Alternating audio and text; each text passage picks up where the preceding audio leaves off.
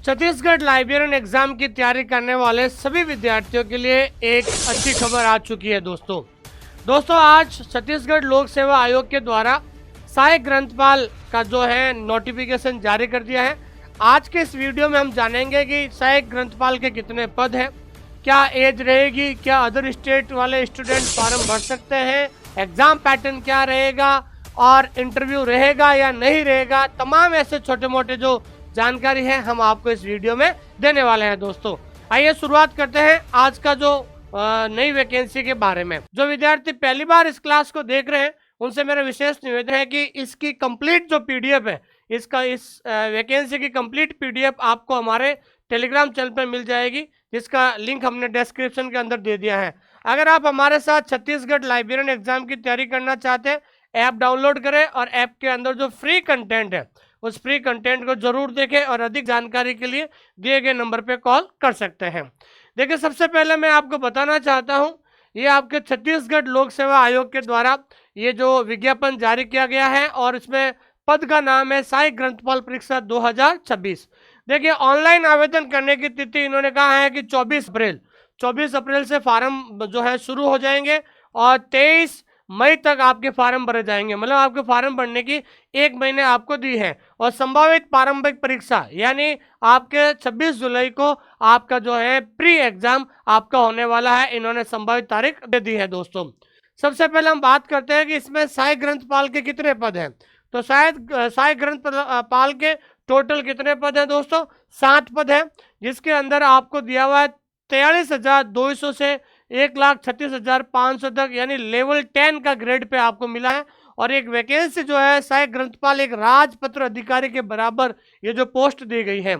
सबसे बड़ी बात यह है कि ऑनलाइन आवेदन की अंतिम तिथि तक पदों की संख्या में परिवर्तन हो सकता है। मतलब आप समझ रहे हो कि आपके ऑनलाइन फॉर्म भरने की जो लास्ट डेट है 23 मई, उससे पहले आपके पदों की संख्या में परिवर्तन हो सकता है। मतलब जो 7 पद है हो सकता है कि इसमें पदों की संख्या भी बढ़ सकती है, ऐसा इन्होंने विज्ञापन में लिखा है। यह विज्ञापन माननीय उच्च न्यायालय छत्तीसगढ़ के मांग पत्र में उल्लेखित पदों की संख्या के अनुरूप प्रकाशित किया जाता है। तो ये ध्यान रखना है, ये हाईकोर्ट जो छत्तीसगढ़ का हाईकोर्ट है उसके अंतर्गत ये वैकेंसी आपको देखने को मिल रही है। दोस्तों सबसे बड़ी बात है कि इसमें पद का नाम है सहायक ग्रंथपाल, सेवा है राजपत्र यानी द्वितीय श्रेणी का है और आपका ये ग्रेड पर रहेगा। राजपत्रित यानी एक जो है अधिकारी लेवल का जो पद है। सबसे इंपॉर्टेंट बात करते हैं कि इसकी जो है आवश्यक शैक्षणिक योग्यता क्या रहेगी। उम्मीदवार के पास किसी मान्यता विश्वविद्यालय से लाइब्रेरी साइंस या लाइब्रेरी साइंस और सूचना विज्ञान में स्नातक या स्नातक, स्नातक का मतलब होता है BLIS या MLIS। अगर आपके पास BLIS है तो भी फार्म भर सकते हो, MLIS है तो भी फार्म भर सकते हो। और आपका प्रोबेशन जो पीरियड है वो प्रोबेशन पीरियड 3 साल के लिए रहेगा। ठीक है, तो ये महत्वपूर्ण जो है आपके जो कह सकते हैं कि क्वालिफिकेशन को लेकर है। और आयु में ध्यान रखना है 21 वर्ष, कम से कम 21 वर्ष, और छत्तीसगढ़ के स्थायी निवासी हेतु जो है 21 और 30 वर्ष। लेकिन छत्तीसगढ़ के निवासी के लिए जो है इन्होंने एज बढ़ाई है, 40 वर्ष तक उन्होंने कहा था। और छत्तीसगढ़ राज्य के निवासी महिलाओं के लिए इन्होंने क्या दिया दोस्तों? 10 वर्ष की छूट आपको मिली है। और इसमें जो अस्थायी और स्थायी कर्मचारियों के लिए 5 वर्ष की छूट होगी। उसके बाद हम बात करते हैं कि छत्तीसगढ़ राज्य के बाहर के निवासी यानी दूसरे राज्य के विद्यार्थी भी फार्म भर सकते हैं। सबसे इंपॉर्टेंट है, छत्तीसगढ़ राज्य के बाहर के निवासी ऐसे अभ्यर्थी अपने राज्य को अनुसूचित जाति पिछड़े वर्ग में हो और अनारक्षित श्रेणी के अभ्यर्थियों के लिए आरक्षित के लिए समान विचित किए जाएंगे। मतलब अगर आप अन्य राज्य के हैं तो अन्य राज्य के जो लोग हैं वो हमेशा जनरल कैटेगरी से फार्म भर सकते हैं। मान लीजिए आप बिहार से हैं और आप छत्तीसगढ़ में फार्म भरना चाहते हैं तो आपको जनरल कैटेगरी से आपको फार्म भरा जाएगा।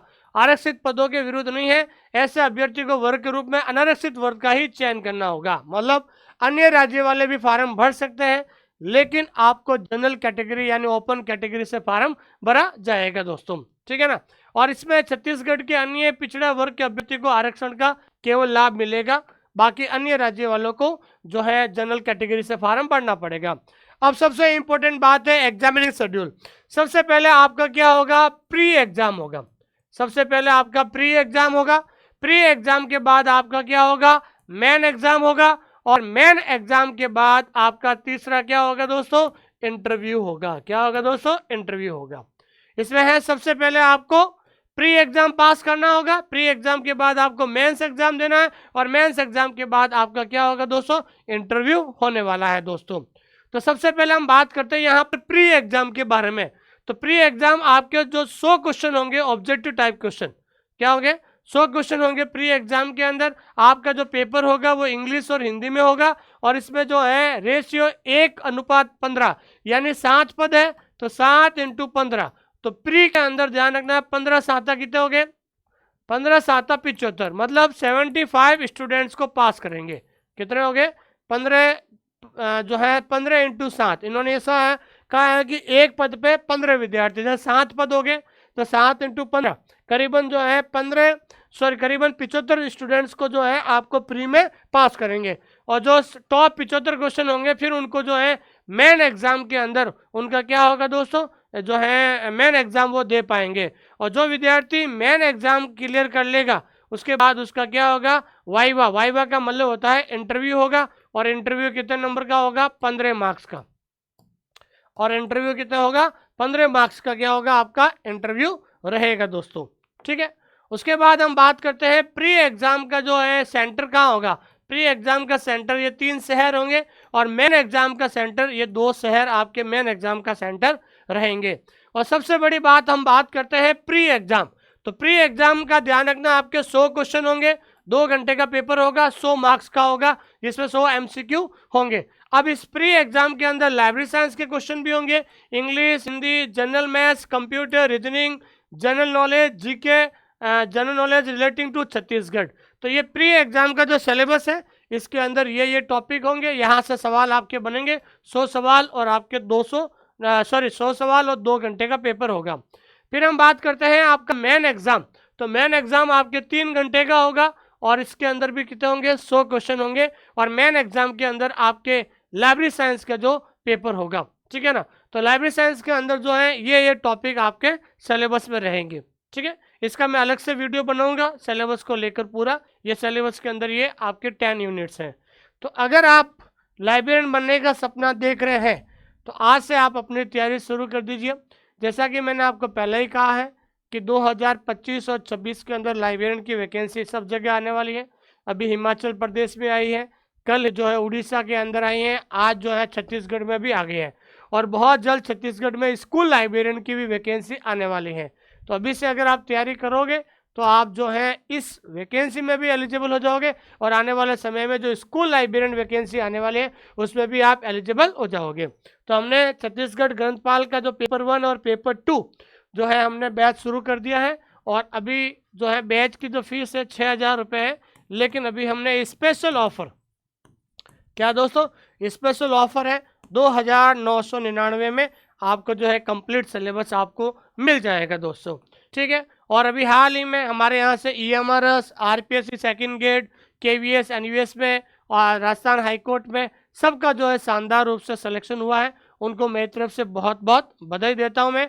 ठीक है, और सबसे पहले और अंत में मैं आपको यही कहना चाहता हूँ कि आप सभी लोग जो हैं अभी अपनी तैयारी में जुट जाइए, क्योंकि ये वैकेंसी 7 पद है। हालांकि इनमें लिखा हुआ है कि इससे पदों की संख्या बढ़ भी सकती है, लेकिन ये शुरुआत है और एक राहत भरी खबर आपके लिए। और बहुत जल्द छत्तीसगढ़ में स्कूल लाइब्रेरियन में भी वैकेंसी आपको देखने को मिलेगी। Thank you very much.